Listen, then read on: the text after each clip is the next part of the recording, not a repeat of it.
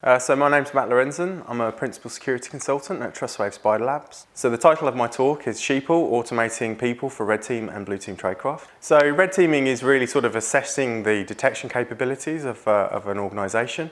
The idea is to sort of emulate attack and seeing where that defence detection capabilities are.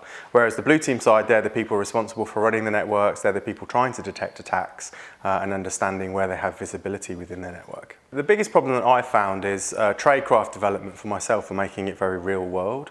So I needed something to bounce off. I needed users to be able to assess and attack, and also attackers to be able to respond to.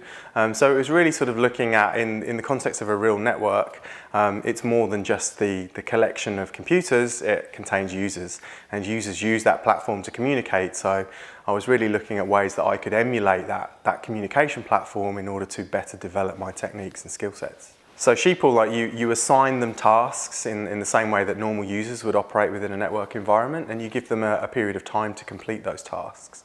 So the idea is to create that real world network traffic, and they can do it. They have a lot of capabilities that are extendable. So they can create Word documents, interact with command shells and browse the internet, etc. And that kind of gives you this real world feel of when you're assessing and trying to develop these skill sets, that you actually have real users, that you don't necessarily know when things are going to happen. And that focuses you on your own tradecraft development rather than predictable sort of sequential behaviour. So there's a range of ways it can be applicable. It was released, version 2 was released last week. It's accessible, so people can use it for forensic artifacts as an example, to create a malicious track of events on an endpoint that are later then captured and sort of reconstructed. Red teamers can use it for people to actually attack. They're creating processes, they're creating these moments of opportunity, as I've coined it. And blue teams are really using it to emulate attacks and to see whether they can detect those attacks within the noise. So it's applicable in the real world environment,